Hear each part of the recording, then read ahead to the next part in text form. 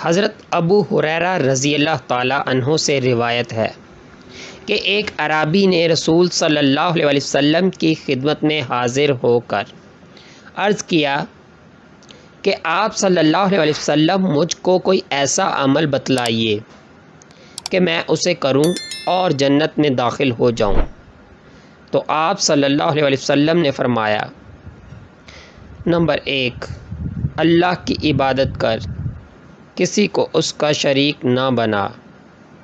Number 2، فرض نماز کو ادا کر۔ نمبر 3، فرض زکوٰۃ کو ادا کر۔ نمبر 4، ماہ رمضان کے روزے رکھ۔ دیہاتی نے یہ سن کر کہا، قسم ہے اس ذات کی جس کے ہاتھ میں میری جان ہے، میں نہ تو اس پر کچھ زیادہ کروں گا اور نہ ہی اس میں سے کچھ کم۔